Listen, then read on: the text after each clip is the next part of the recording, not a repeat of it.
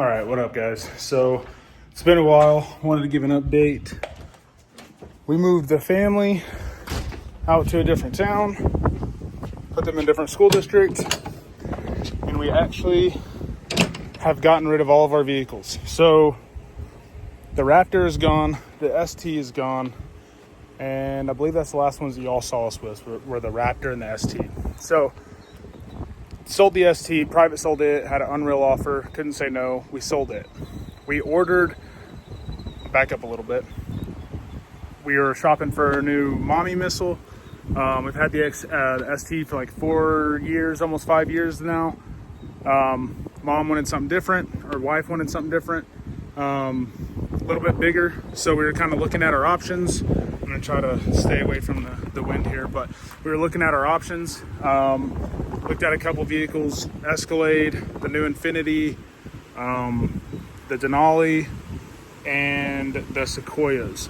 All those are so nice. It's honestly unreal what those vehicles have in them now, which they should for how much they cost, but very, very cool vehicles. We ended up looking at a Navigator last, and we ended up not even leaving the dealership, and she ordered her a new Navigator. So we have been patiently waiting for that.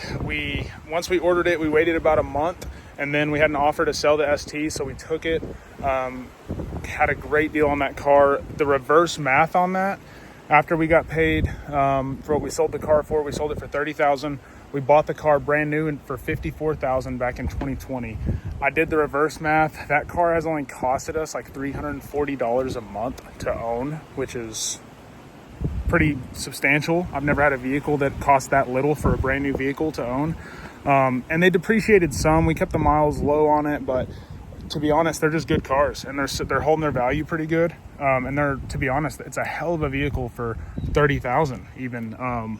If you're looking at a vehicle around the $30,000 range, a lightly modded used ST is probably one of the best vehicles you can buy for $30,000. I don't know what else you would buy if you're looking for a family hauler. So we sold it, and since then my wife has actually been driving my in-laws old Cadillac that they had, just an older vehicle they had paid off that she was driving around.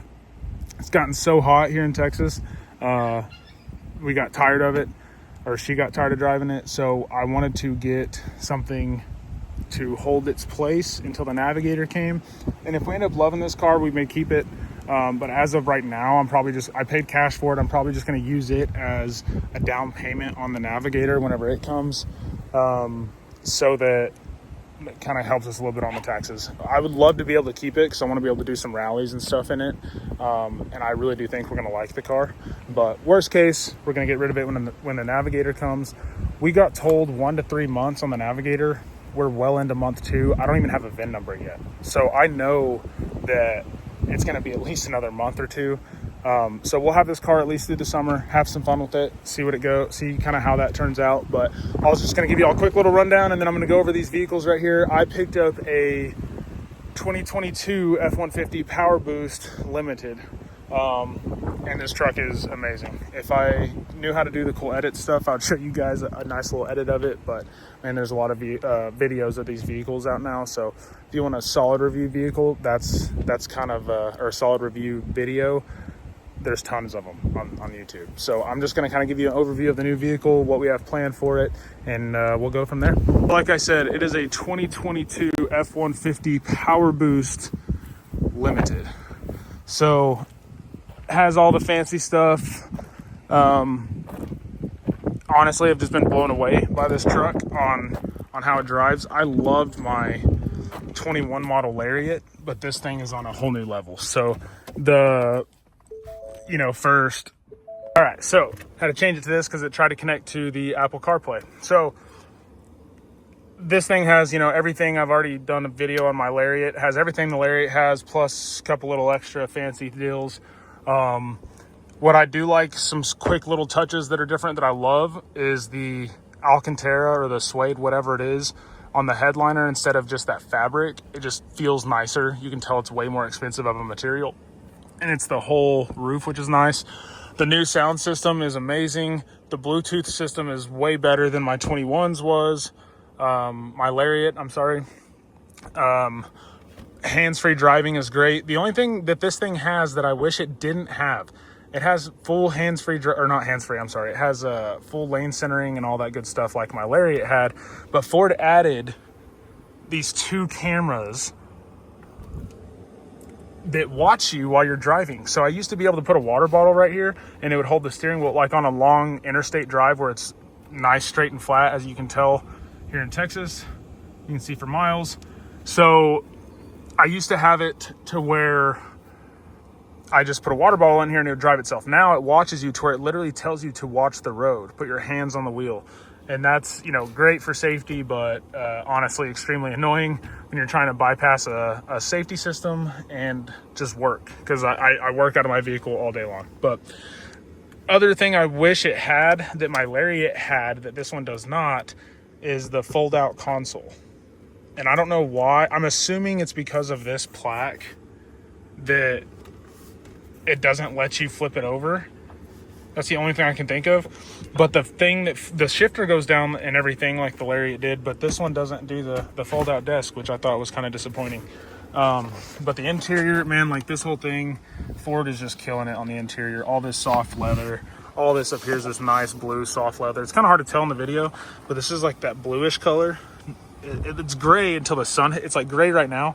But whenever the sun hits it, it's really blue. I don't know if it's picking up on the video or not, but the seats are beautiful. They're probably the most comfortable seats I've ever sat in. And like I said, the sound system, all the good stuff. This truck is phenomenal. So power boost, the hybrid system is amazing. I've averaged on my 14 Lariat, whenever I had bigger tires obviously, but I only got like 12 miles a gallon. This thing I'm averaging, I think 18.4 since I've owned it, which is an insane difference from my Raptor getting 9.5 to this thing.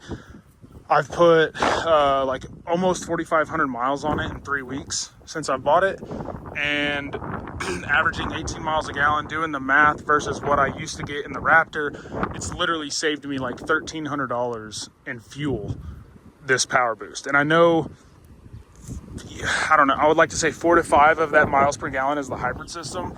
That hybrid system probably benefits me more than most people because I drive around all day long. And when I'm not, you know, whenever I'm doing the interstate driving, it gets decent gas mileage, 18-ish, 19-ish.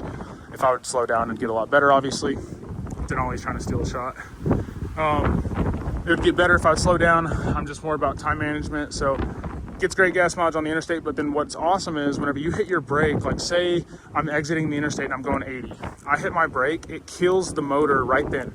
So then I coast all the way down to that stoplight, which is, you know, a mile sometimes of just coasting, that the engine's off, saving all that gas mileage. Then whenever I'm at the stoplight, whenever I say I'm turning right onto the road that's then a 45 mile an hour speed limit, it'll stay electric mode all the way up to like 50 miles an hour. So if I stay under 50, it's full electric mode that entire drive down that road, you know, 2-3 miles, however far it is. The second I turn off into that neighborhood, it stays electric. So then I get on roofs all day long, residential roofs. So I jump in there and I get in the neighborhood and my truck stays off the entire time I'm going through the entire neighborhood looking at roofs, 3 or 4 stops, in and out of the vehicle, leaving it running the whole time, which it's not actually running. And it just saves gas that entire time. You get your full AC seats, all that good stuff. And it's just, I mean, it's phenomenal. I drove the Lightning, I drove the Cybertruck, debating on getting a full electric, and it just did not make sense for me working out of it. For me to have to rely on a charge like that, it just doesn't make sense. Then the first day I bought it, I took it to New Mexico on an 800-mile round trip that I couldn't have done on an EV. So, man, I was not a believer of how cool these power boosts are because I just never really dove into them. But this is, to me, the best of both worlds. I know that new like Ram Charger that's coming out is probably essentially the best of both worlds with the motor that charges the battery while the battery powers the vehicle. I think that is the best of both worlds if you want to pay $85,000, $90,000 for a pickup, whatever they are. But man, these power boosts, and you can get these in the XLT trim, and that's a game changer because, like, you know, this thing used, I paid like 60 grand for this truck. It was a $95,000 sticker price. Just because I had 40,000 miles on it, I got it at, you know, 40% discount. So And that's kind of something else. The other car that I got my wife, I did the exact same thing. It's a little bit higher mileage car, a few years older, but man, I got it at a steal of a price, and it's just a sweet car. So I'll go over all that deal sheet with you guys in the next video on the Beamer that's showing up. I'll give you a little hint, but yeah, this is kind of the life update. I'll put out this video on the truck. I'll do a couple of quick driving videos. We got a lot of cool stuff coming with this. I'm getting my whole company wrap on it to where it's color changing to black with matte white accents all over it. Getting some different wheels on it. The one thing I will say is this truck aged me about 10 years on the color choice on this bad boy. I'm not a fan of the color's beautiful, but not my style. So getting that all wrapped and changed. And then I also now am certified to tune all EcoBoost Ford vehicles, and I'm specializing in the trucks, specifically the 3.5s. So Power Boost is a new one. There's only like a couple guys in the country that are actually tuning them, and I have one now for some R&D. So that has been a fun little thing that I've been working on behind the scenes. I'm going to be able to release, got the new puppy sitting there yelling at me. I'm going to be able to release the new tunes on all my vehicles here pretty soon with the full website launch, so I'm excited for that. And yeah, just keeping you guys updated. Wait until you see the new toy.